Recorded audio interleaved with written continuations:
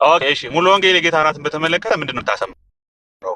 ሰነዶቹ እና ልምምዶቿ ላይ ምን አይነት ፕራክቲስ ነው ያላት የሚለውን ነው ኤክስፕሌን ያደረግነው። አንደኛ ሙሉ ወንጌል የተለየ ጸጋ ስትል የጌታ እራትን አስመልክቶ ጌታ እራት ቅዱስ ጽዋው ከመለወጡ አማናዊ የሚለው ቋንቋ ራሱ እውነተኛ ነው የሚለው ቋንቋ ራሱ የጌታ ስጋና ደም ሆኖ ኮርፖራሊ፣ ፊዚካሊ፣ ሊትራሊ፣ ፐርሰናሊ ጽዋው ይለወጣል፣ ህብስቱ ይለወጣል። በዚህ ምክንያት የተለየ ጸጋ እናገኛለን ሚልን ትምህርት ስለማትቀበል ሙሉ ወንጌል በጌታ እራት አማካኝነት የተለየ ጸጋ አልቀበልም ብላ ነው የምታምነው። ይህንን ስትል ግን ገጽ 205 እና 206 ላይ በመንፈሳዊ ህይወታችን የዘላለም ህይወት ጉዞ ተጀመረ እንጂ ስላልተጠናቀቀ በመንፈሳዊ ህይወት ጉዟችን ኃጢአትን፣ ዓለምን፣ ሰይጣንን ለማሸነፍ ክፋትን ለማሸነፍ በሌሎች መንገዶች ጸጋዎችን እንደምንቀበል ሁሉ በእግዚአብሔር ፊት ማዕድ እንደመቅረብ የአምልኮዎች ሁሉ ሴንተር አድርጋ በማሰብ በረከትን እንደምንቀበልበት፣ ጸጋን እንደምንቀበልበት፣ መንፈሳዊ ጥንካሬ እንደምንቀበልበት እንደውም ይህንን ቸል ማለት ጥፋትና ወጥመድ እንደሆነ አጥብቃ ታስተምራለች፣ ታምናለች።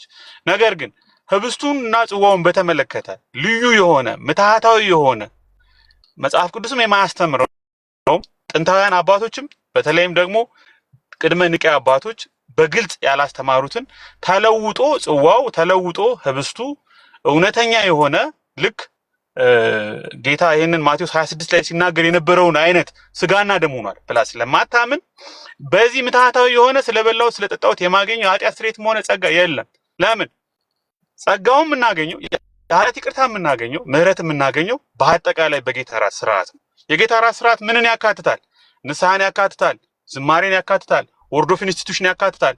ጽዋው ከተጸለየ በኋላ ከተባረከ በኋላ ተራ ምግብ እና መጠጥ ስላልሆነ ኮመን ብሬድ እና ኮመን ዋይን ስላልሆነ ባይለወጥም ምትሃታዊ የሆነ ነገር ጽዋውና ህብስቱ ላይ ባይፈጠርም ያ ግን ክቡር የሆነ የጌታ እራት ስርዓት ስለሆነ ለመንፈሳዊ ጉዟችንና ጥንካሬያችን የሚያስፈልገውን ጸጋና አቅርቦት ሁሉ እንቀበላለን ብላ እንደ ማንኛውም ወንጌላውያን አብያተ ክርስቲያናት ታምናለች፣ ትቀበላለች። ይህንን በሰነዶቿም ላይ በተለይም ደግሞ ፔንቴኮስታል ስለሆነች በፕራክቲሷ በትራዲሽኗ ላይ በደንብ አድርጋ ትለማመደዋለች። የጌታ እራት እንደውም አንዳንድ የፔንቴኮስታል ትራዲሽኖችን ስናይ ኤክስፓንድ የሆኑ ዶክመንቶችን ኢቭን ሙሉ ወንጌል ራሱ አንዳንድ ዶክመንቶቿ ላይ የመንፈስ ቅዱስ መገኘት ከመኖሩ የተነሳ በጌታ እራት ጊዜ ፈውስን፣ ምህረትን፣ ይቅርታን፣ ነፃነትን፣ ከአጋንንት ስርዓት ነፃ መውጣትን ሳይቀር በጌታ እራት ስርዓት እናገኛለን ብላ ታምናለች። በጣም ጥልቅ የሆነ የጌታ እራትን መንፈሳዊ ሚስጥራትን በተለይም ሪፎርም ትራዲሽንን ሼር የሚያደርጉት ነገር ስላለ የመንፈስ ቅዱስን ሮል አጉልታ ታሳያለች። ቴንክ ዩ